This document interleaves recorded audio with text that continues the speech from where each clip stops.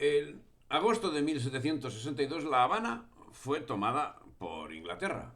Fue a partir de este momento cuando se desarrolló el comercio esclavista en Cuba, lo que propició que los comerciantes británicos se volcasen por tomar posiciones.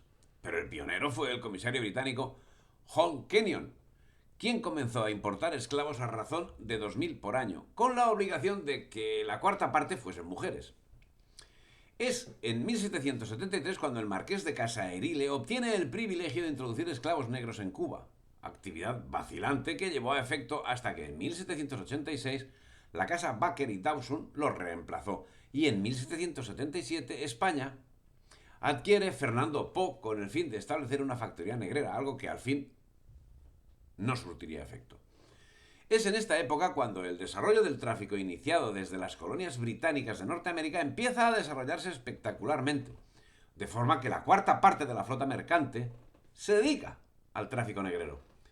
La flota negrera era usense. ¿Y los propietarios de esclavos? Variados. En 1830, solo en el sur de Estados Unidos, había alrededor de 4.000 pequeños esclavistas negros que poseían más de 10.000 esclavos.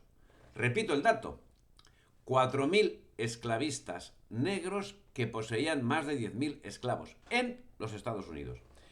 Nos encontramos en el momento álgido del tráfico, justo en el momento que en Inglaterra se desarrollaba la revolución industrial y tomaba fuerza el movimiento abolicionista. La flota británica trasladaba hasta 250.000 infelices en 10 años y Francia otros 100.000. El movimiento abolicionista toma forma en Londres en 1787 cuando Thomas Clarkson funda la British Anti-Slavery Society, que luego es la base de asociaciones similares en los demás países europeos y americanos. Y ese mismo año, Inglaterra ocupa Sierra Leona, tierra inhóspita, según declararon los mismos abolicionistas, para desterrar a los negros que en esos momentos estaban esclavizados en Inglaterra. Los ingleses tendrían finalmente, los esclavos ingleses, tendrían finalmente otro destino, los presidios de Australia y Nueva Zelanda. Y al compás del movimiento abolicionista, España concedía en 1789 libertad para el comercio negrero en América. Pero en 1807, Inglaterra prohibió el tráfico de esclavos, lo que representó un problema para quienes querían comprarlos. Y en lo tocante a España, en 1810, los esclavistas cubanos iniciaron conversaciones con el cónsul usense en La Habana, William Shaler, para tratar de la anexión de Cuba a los Estados Unidos ante la previsible supresión que suponía acordarían las Cortes de Cádiz. Por su parte, esa situación provocó que surgiesen negreros españoles, especialmente catalanes, que en el siglo XIX llegaron a significar hasta el 40% del tráfico recibido en Cuba, siendo que el puerto de Barcelona se convirtió en un importante centro de tráfico de donde salieron barcos que llegaron a transportar varias decenas de miles de esclavos. Y aquí, bueno, pues se podría citar, yo qué sé, vecinos de México como Alonso Ortiz, Juan Rodríguez de León, Diego López de Montalbán, en fin, etcétera, etcétera, etcétera. Una nómina un poquito larga, o sea, agentes británicos todos, agentes británicos todos. La reina María Cristina de Borbón, madre de Isabel II, en compañía de su segundo esposo, Agustín Fernando Muñoz y Sánchez, primer duque de Riansares, practicó y promovió la trata de esclavos y tuvo participaciones en diversos ingenios azucareros a lo largo del siglo XIX. Y entre los libertadores, comillas, los libertadores americanos, Páez, Bolívar, Belgrano, también. La relación estratégica de los grandes empresarios catalanes con el tráfico negrero convirtieron Barcelona en un emporio donde se inició un espectacular desarrollo económico y urbanístico. De ahí partió la creación del ensanche, o sea, un capítulo importante de Barcelona, y de la industria textil, así como la creación de entidades bancarias. El Banco Hispano Colonial, fundado en 1876 por un grupo de esclavistas entre los que destacaba Antonio López y López, fue uno de los catalizadores de la riqueza producida por el esclavismo que se plasmaría en la financiación de infraestructuras como el metro de Barcelona, la Sociedad General de Aguas o el trazado de la Vía Laietana de Barcelona.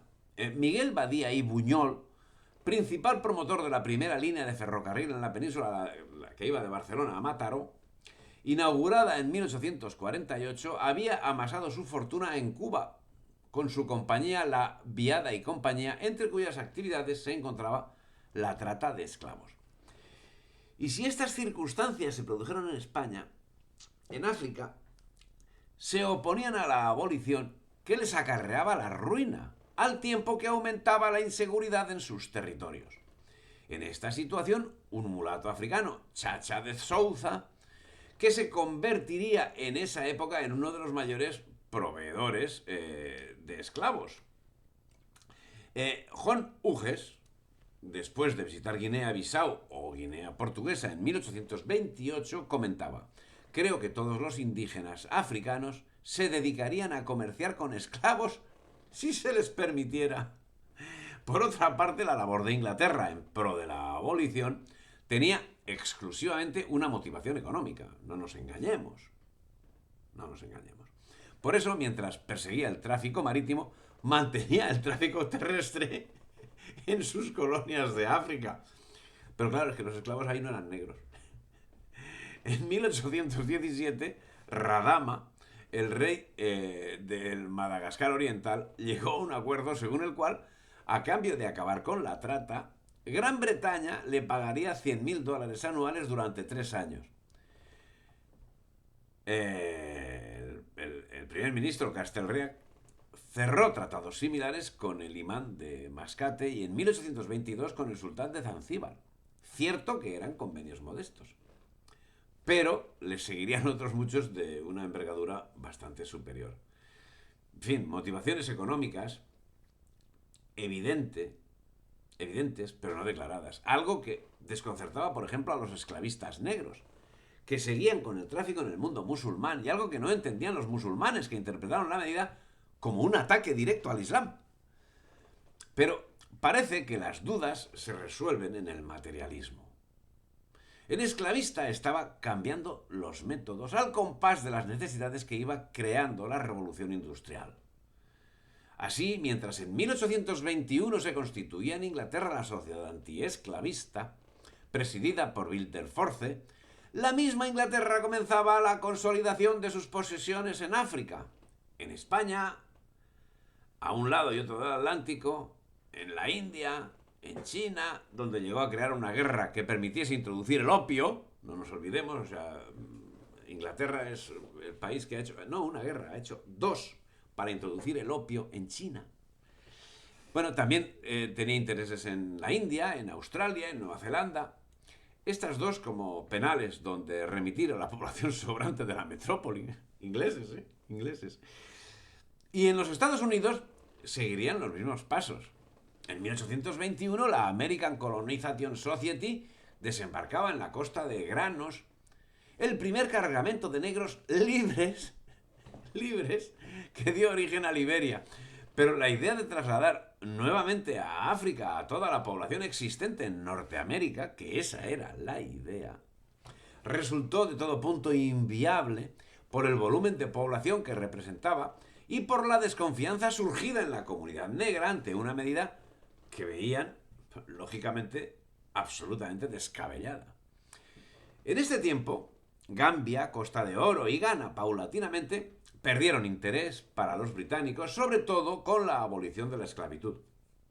Y Sierra Leona mantiene cierto interés como punto de destino de los esclavos, que con la nueva situación les resultaban lesivos para la economía británica. No obstante, estas posesiones junto a la colonia del Cabo acabarán sirviendo como plataforma de lanzamiento para la colonización del continente y el sometimiento a los nuevos regímenes de esclavitud que estaban generando, que estaban implantando en el mundo entero. Pero ese proceso se alargaría hasta finales del siglo XIX.